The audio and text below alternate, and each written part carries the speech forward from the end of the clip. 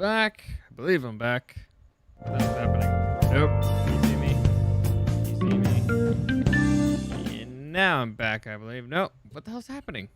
What the hell? Let me see. Now, there you go. I'm back. Continuing my little adventure reviewing 3 episodes of The Boys and 3 episodes of Raised by Wolves. But let's start with Season 2 of The Boys, which is great. In the new segment, The Good, the Bad, and the Boys. Welcome to the newest episode of SDW. Why isn't anything working? Play. What the hell? Let me see. I'm going to try something here. Let's try that. Go. Super Dario World!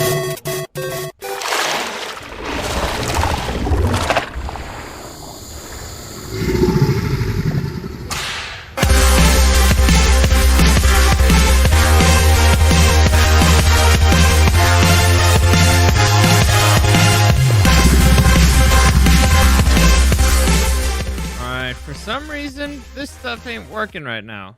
See? That thing. Well, that one actually was kind of my mistake, so what can you do? Hopefully this thing comes back to work. Otherwise, this is really gonna suck. But as always, any comments, questions, or suggestions, you can find me at Dario the Show on Instagram and at Super Dario World.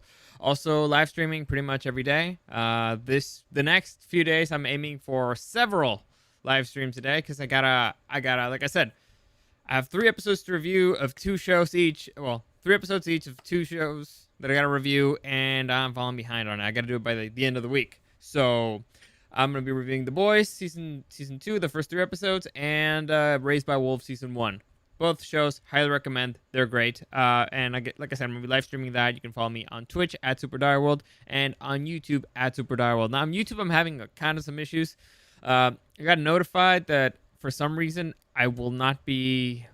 what's the right term? Like, I won't be able to use the studio that I used before, like the YouTube Stream Now. Now I have to use YouTube Events for some reason. I don't know. It's really confusing. If it's not working for any reason, please let me know, because I can't see myself while I'm doing it live. So please, if you watch this, please put me out of my misery and let me know. But okay, let's get into the review of the first episode of the newest season of season 2 of Amazon's The Boys. So for starters, I'll begin spoiler free. I highly recommend the show. The show is great. It's hysterical. It's dark. It shows you how superheroes would be in the real world, and it's really funny. It's almost like if Disney owned the Justice League, because the main characters here. For those of you who've never seen the show, basically imagine a world where superheroes are real, but superheroes are also kind of like total dicks. But because they're celebrities, and so fame went to their heads, and they're total dicks. And so imagine literally if Disney owned the Justice League, like if the Justice League were the MCU actors, but they actually had superpowers, and they're very similar to the characters from DC. Like there's a character Homelander that's when I break down the characters, I'll let you know kind of who they are. But yeah, so that's kind of the premise of this world. It's very dark. It's very funny. If you're into dark stuff, it's very violent. It's very brutal. I highly recommend it. Very enjoyable. Season 2 so far started off with a bang, literally, and I'll get into that in a sec. But so far, it's been it's fun. I'm enjoying the ride. I've enjoyed season 1 so far. Season 2 seems like it's on par at least. So let's get into it. First, a quick recap of the most important things that you need to know from season 1. First off, there's a thing called Compound B. Now, Compound B basically is a super drug that makes superheroes. That's pretty much it. It's a drug that creates superheroes. That's all you need to know about that. It exists in this world. It's created by a company called Vought. Vought actually is the company that owns the superheroes. So imagine the Disney that owns the Justice League. Instead of calling it Disney, it's called Vought. And instead of calling it the Justice League, it's called the Seven. There you go. That's the easiest way to explain that. And so you need to remember that. Vought Industries or Vought Enterprises or whatever, Vought has created a drug that creates superheroes. Also, something you need to remember, Homelander here, which would be that world's Superman, besides being a total dick, he just killed his handler. Now, his handler, he had a weird mommy relationship with her. I forget her name. I think it's Maurice? I don't know. Elizabeth Shue. So Elizabeth Shue, got it last season. She got killed at the end of it, and she got killed by Homelander, who literally had like a weird mommy thing with her. It was very weird. Like she literally just had a baby, and so he was envious of her son. It was very weird. It was a very bizarre situation. And finally, the last important thing you need to know is that Homelander. All right, no, the main character here. Well, one of the main characters here is named Billy Butcher. Now he's played by Carl Urban, like right here, and I'll get into him a little bit more in a sec. But he hates Homelander because he believes Homelander raped his wife. Now afterwards, he believes he killed her. However, it turns out that Homelander banged his wife. His wife is the one that's right here, and it turns out that they had a kid. So the season ends with Homelander discovering that he has a kid, and Billy Butcher discovering that his wife is still alive and she had the son of Homelander. That's a big cliffhanger that we got left in previous season, and let's take it from there.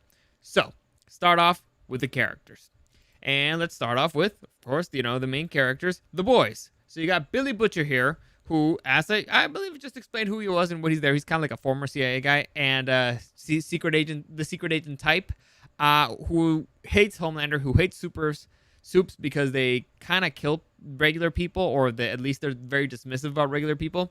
And actually, let me make this bigger. All right, there you go. And am I covering Billy Butcher? No, I'm good. All right, so he hates them, and particularly Homelander, and he wants to take him down. This leads us to Huey. Now, Huey is a dude who lost his girlfriend in the previous season, like at the start of the show. And he was a normal dude. He sold he worked at a stereo store, and that kind of made Billy Butcher target him to drag him into this whole mission to kill Supes. This is Mother's Milk. Mother's Milk is a former friend of Billy Butcher who gets dragged into this whole situation. He unfortunately right now is estranged from his family because they are the most they're wanted men right now, and so his family is being watched over by the CIA. They're in protective custody, technically protective custody from him. Next we have Frenchie. Not much is known about Frenchie. He has a lot of connections, he has a lot of weapons, and he's kind of a crazy person. That's pretty much all that we know about Frenchie. And finally, Kimiko. Kimiko is a Supe. By that I mean like a superpowered human being. Not much is known about her backstory. She doesn't know how to speak. She doesn't know how to write. She's kind of learning that as we go, and she's kind of crazy and kind of feral. There you go. That's what you need to know about the boys. This is the crew from the boys. Next, we have the crew of the Seven. Now, the Seven are, like I said, this world's a-hole version of the Justice League. So you got Homelander, who's basically Superman. You got Black Noir, who, in a way, I know a lot of people think Batman, right? But no, but this is like a dude who killed. To me, he's closer to, honestly, to Red Hood or Deathstroke. Even I'd say probably Deathstroke. Next, you got A-Train, who's probably the Flash. And now, these three are still alive. However, A-Train, he's in a coma currently because he took too much Compound V, and that went to his heart. And there you go. Next, you got Starlight. She's technically the new girl, and she throws light from her hands. It's pretty much her power. She's basically Jubilee, I guess. Stormfront here is a new character. Not much is known about her other than she's from Portland and annoying, but we'll get to her in a minute. Next, we have Queen Mob, who's basically Wonder Woman, and the Deep, who's basically Aquaman. Now, the Deep is currently in exile because of allegations of sexual misconduct. So, yeah, he's straight up not having a good time. Next, the next character who seems relevant for this season is Mr. Edgar. Mr. Edgar basically runs Vought Industries or Vought Enterprise or whatever it's called. He runs Vought, so he's the boss. He's the boss of the Seven. That's it. That's what you need about characters, at least for now. Let's begin with the summary of this episode. So I'm gonna to make this easier, I'm gonna try to focus on characters. So hopefully that'll make it a little bit easier for you to follow. So the storyline here that begins with Mr. Edgar here finalizing a deal with the U.S. Army, because at the end of the last season, the Seven basically, by unleashing Compound V in certain places of the world, they created super terrorists, and so that kind of forced the U.S. Army to accept the use of super-powered beings in the U.S. Army. So Vought is finalizing the deal with that particular deal with the U.S. Army, and basically he has them by the balls, and he's getting everything he wants. Like, he's the one that's going to be in control of the whole thing, yada yada yada. So that's not good news for the world that a public company will have a particular control about superpower beings in the army, and they will answer to nobody but him. Moving on, let's start with Homelander. So Homelander, his part of the story begins with the funeral for Translucent. Now, Translucent is a character. He was a former member of the Seven. He got killed in season 1, and the one who killed him was Huey. So that's how Huey got really, really deep in all this mess. But they start off with a funeral for him, and they kind of alter the story of how he got killed. Instead of being killed by Huey, they changed the story of saying that he got killed by a cartel of supervillain terrorists, and that's how that goes. And as the episode goes on, we see Homelander trying to exert more and more power. So he gets a new handler, but basically he lets her know, like, I'm in charge here. You are my lackey. You do what I say. And he's trying to exert more and more power, and kind of like he's been the little kid under mommy's care this whole time, and under mommy's thumb. And now he's like, nope, I'm in charge. I'm the man. Like, I'm the biggest man in the room. And that's when we are introduced to Stormfront. Stormfront apparently got hired to be the replacement for Translucent, and let's just say Homelander's not really excited about it because she's doing social media stuff in front of them. She's making them kind of look stupid, and he doesn't appreciate it. Also, she sucks. Honestly, she sucks. But that leads him to have a confrontation with Mr. Edgar, and in this confrontation with Mr. Edgar, basically, Homelander is, flexing his muscles, saying like, hey, my contract's up at the end of the year. What do you think is going to happen if I leave? What do you think is going to happen to the stocks? Blah, blah. And Mr. Edgar puts him in his place, and Homelander leaves out of there, leaves his office kind of pissed, right? Because basically what Mr. Edgar says is that, yeah, we're a pharmaceutical company. We're not a superhero company. We clean up your mess. You're the one that got us here in the first place. So sit down, little boy. I'm in charge here. That's kind of what happened. So instead of having a mommy, now it looks like he has a daddy. Moving on. So that's how Homelander's doing. Let's continuing with the superheroes here. The only other real storyline here for superhero other than Annie, who's Starlight, and I'll get to her in a minute, is the Deep. Like I said, the Deep's not doing too well. He's in exile. He's been drinking, and he kind of gets arrested for it. He's bailed out. Again, he's in Ohio, in the middle of nowhere. Nobody cares. And he gets bailed out by another superhero called Eagle the Archer, or Archer the... Yeah, Eagle the Archer. And so after bailing him, he takes him kind of to a... It's not an intervention, but it's kind of an intervention where this I found super confusing, but the person there who's trying to help him her name is Carol. Now, if you look at her closely, this is Susan from Friends. Susan from Carol and Susan, Ross's ex-wife's lover. So instead of being named Susan, she's named Carol. So I don't know if they did that on purpose to be cute or not, but it really, I don't know why it hurt my brain. Be like, is her name Carol or Susan? Is she Carol or Susan? No. She's Susan, but here she's Carol. I know, confusing. I know. But anyway, she's trying to induct the Deep into a cult. So honestly, I think that storyline's going to be fun. The Deep, I like the Deep because the dude's kind of an idiot. And by kind of an idiot, I mean he's a true idiot. It's funny. And so he's also a horrible person. So it's funny to see bad things happen to bad people. And now seeing somebody trying to induct them into a cult, I could totally see him falling for a cult. So I feel like that's going to be fun. Now, let's go into the main characters of this show, the boys. So the boys not doing too well. At the end of last season, they are wanted by the CIA. They're wanted by the Seven. They're wanted by pretty much everybody. They're straight up not having a good time. So what they're doing right now is they're laying low and they're hiding out with basically Haitian gang members. They're hiding out in their hideout. And so Huey, since he's super smart and knows that they're in hiding, decides to go out and meet Starlight. Why? Because he's an idiot. And so he decides to meet with her, and they make a plan. All right, so we need to find some more Compound B that we can bring to the media, and so the media will blow Vought Industries up, and we will be free from this whole thing. That's his plan.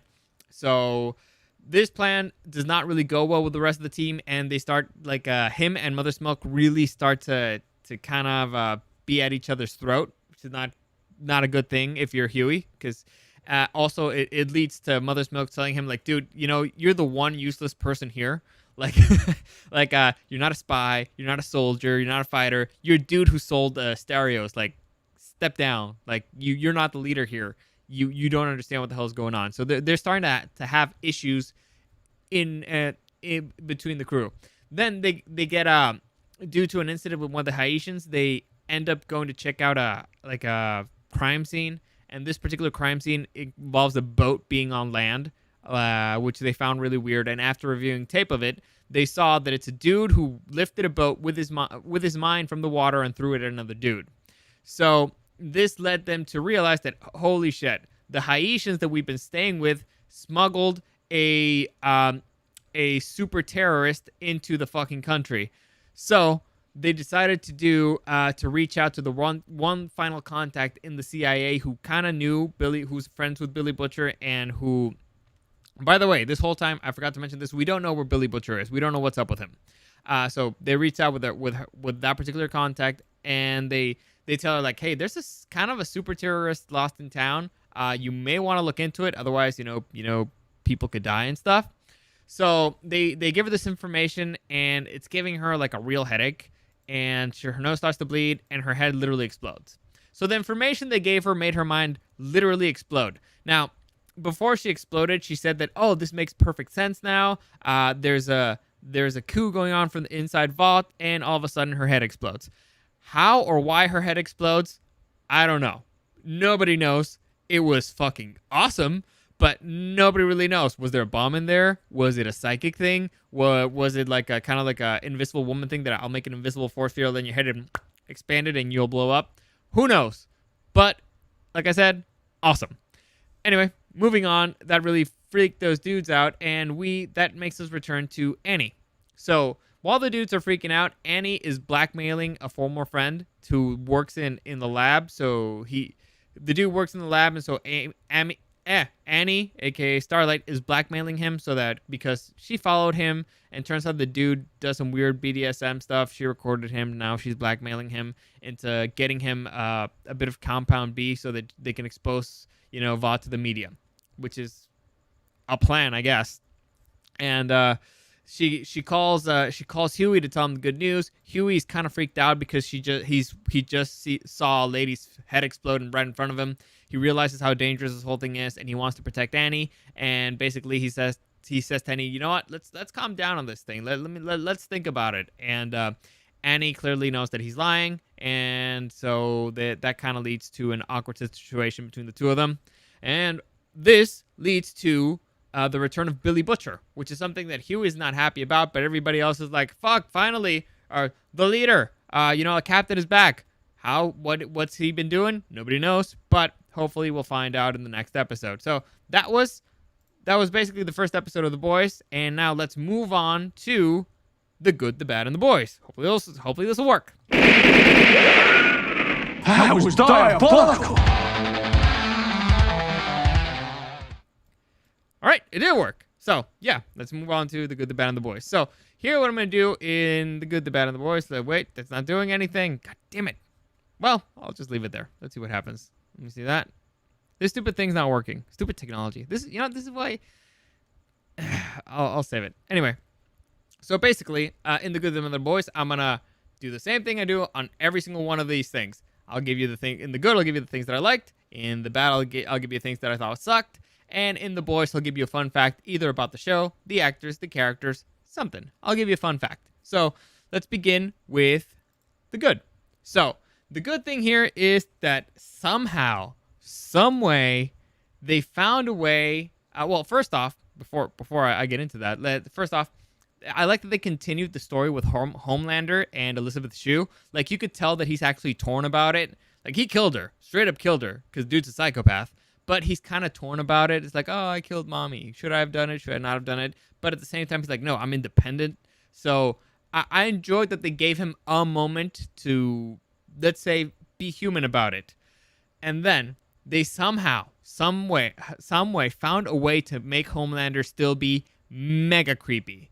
And the thing that they did here is probably the cringiest one yet. So Homelander is going through Elizabeth Shue's office, and in her fridge, like I said, you remember she just had a baby? In her fridge, he found a bottle of like breast milk. He warms it up and he starts drinking it. Which is so creepy. It's so cringy, but at the same time, it's fucking hysterical. Honestly, I love that they keep finding newer and better ways to make this dude cringier. Honestly, it's so gross. It's so weird, but I loved it. Homelander is the best part of the show because he's totally fucking insane, and they just keep finding newer and better ways of making him pettier and more disgusting and creepier and more childish. It's really weird, but it's great. It's great. He's a great character. He's an amazing villain. Moving on, I like that the show's still violent as fuck, and they're doing crazy stuff out of nowhere. Like the perfect example here, the blowing up of the head. The show actually starts with Black Noir in the middle of a mission, which is awesome. It's an amazing mission. Seeing the whole thing is awesome. So that's great. The show started off with a bang, and they're still there. It's as gory as before. It's as rude as before. It's as dark as before. So that's always good. They also introduce new characters that are really annoying, really hateable, and I cannot wait to see this girl get it. Like Stormfront, she was there for a scene. I already hate her. One scene, I hate her, which means that she's doing a great job, which means that she was really well written, but I can't wait to see her get her face stomped in by somebody. All right? It's the beauty of Homelander. You know that he'll stomp your people's skulls in because he's a crazy person, and when they annoy him, he does that. So I can't wait for her to step over the line because it'll be hysterical for me because she annoyed me in one scene. Like I said, credit to that girl. Credit to that girl to make herself so hateable in 30 seconds. Next, let's move on to the bad. So here is the big issue with season 2. Well, there's two big issues. Well, I'll start with a little one because this is not really that big of a deal. And I'll go back to the conversation between Homelander and Mr. Edgar here.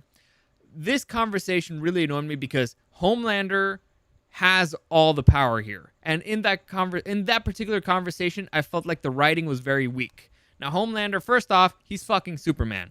And he's better than Superman because Superman actually has a weakness. This dude, we don't know if he has a weakness or not. Or at least, yeah, we don't know. The audience doesn't know if he has a weakness or not.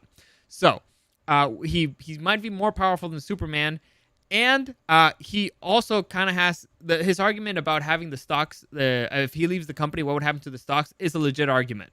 So, the fact that Giancarlo Esposito here, or Mr. Edgar, kind of just brushed that off like it was nothing, and like he's the one in control, I can see him doing that, but the argument that he did was very weak. So, I'm not liking that particular dynamic there.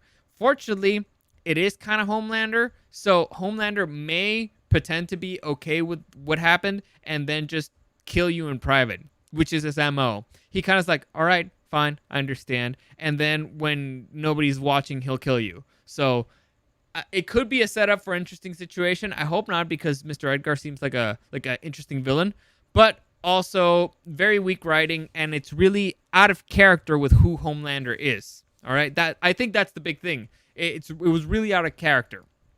Next, the real issue here with season 2, and honestly with the show in general, Huey.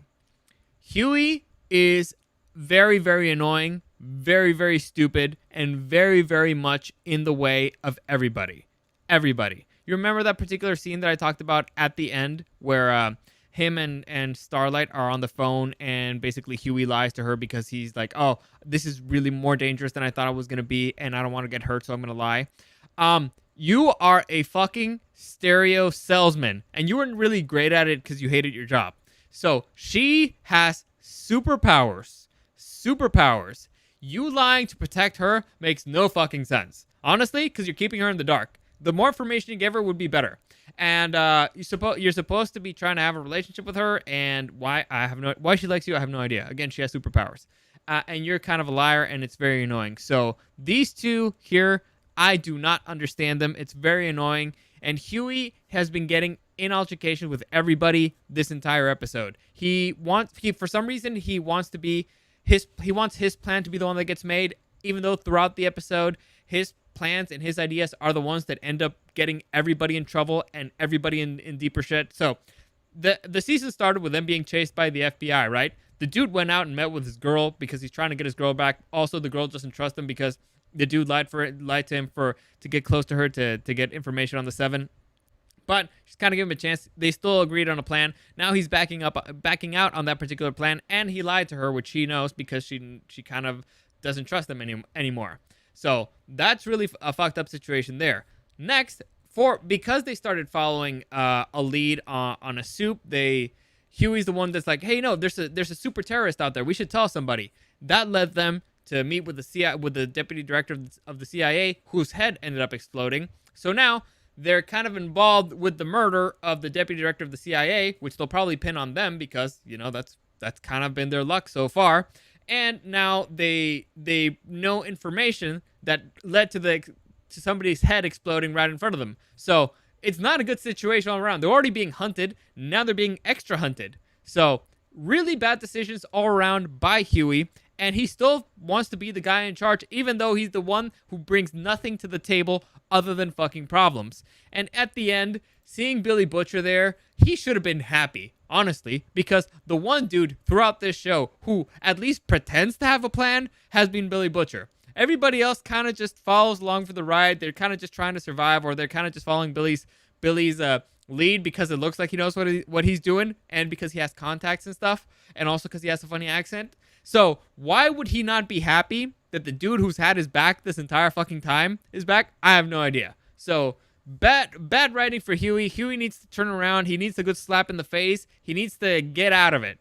This is a problem sometimes in particular shows. Like the first season, the main character is getting a little bit more, he's becoming more competent. He's becoming more useful. Second season, he comes back to being a dumbass. So we'll see how it goes. Hopefully it's not going to be very long. Again, it's just the first episode. Maybe they just need, like I said, maybe just a quick slap of reality, and he'll get back with the program. So that's it. That's it for the bad. Let's move on to the boys. Now, in the boys, we're actually going to stick with Huey because I learned a very fun fact. Huey is actually not American. So in the original comic, Huey, the character in the show, is American because he's played by Jack Quaid, and I guess he can't do a Scottish accent. But in the comic, he's actually a Scottish dude. He's from Scotland, and he's actually kind of like a chubby dude, and this is how he looks like. Now, he's kind of like a shorter, stocky dude. He has, like a beard, like a goatee and stuff. And if you look at him closely, he looks a lot like actor Simon Pegg. And that is the reason why Simon Pegg got cast as his father in season 1. So, since Simon Pegg originally, when they were originally trying to make The Boys for the very first time, they were like, oh, well, we want Simon Pegg because when we drew the guy, he looked just like Simon Pegg. And Simon Pegg was like, awesome. They immortalized me in comics. This is a great honor. This is super cool. I'm very happy about it. But time passed on. He got a little bit too old. They couldn't get the show running. And since then, things turned around. Amazon decided to do the show. Pegg was a little bit old for the part. And so when they cast Jack Quaid, they changed his background to make him American. But they still wanted Simon Pegg in there. So they cast him as the father of the character from the original comic book. So that's why Simon Pegg was in there. Because at the beginning, it's like, wow, is this dude actually gonna have a bigger role in the show, or what the hell? Or like, is Simon Pegg just friends with the guy? I'll tell you what I originally thought. Simon Pegg is in Star Trek, and Billy Butcher, who's played by Carl Urban, is in Star Trek. So I believe one is Bones, and Simon Pegg, I believe he's Scotty. So I thought, oh, it's because they're boys, they're homies, or maybe they have the same agent. So it's like, you know what? I'll help you out on your show because you're the lead there. I'll show up. I'll make a little cameo. It'll be fun. No, it turns out that it's because the creators of the comic book had the original Huey was based off of the look of Simon Pegg. So there you go. There's your fun fact for the Good, the Bad, and the Boys. That is the whole thing for the Good, the Bad. And this stupid thing is still not working. So that's very annoying. Let me see if I can fix it here somehow. Nope. Well, I managed to fix that. So let me see if I can switch it out because this is very annoying. Damn it. There we go. Nope. Come on, you son of a bitch. There you go. All right. I fixed something. This is very annoying. Like, you know, this thing has been failing me earlier today. And, well, earlier today was the computer because it didn't really want to play stuff. Now it's this. I don't even know what. You know what? I'm done for today. So, as always, any comments, questions, or suggestions, you can find me at Dire the Show on Instagram and at Super Dire World. Live streaming, like I said, I got at least 4 more episodes to go by the end of the week. And so, live streaming on YouTube at Super Dire World and on Twitch at Super Dire World. As always, thank you for listening, and I'll see you again next time.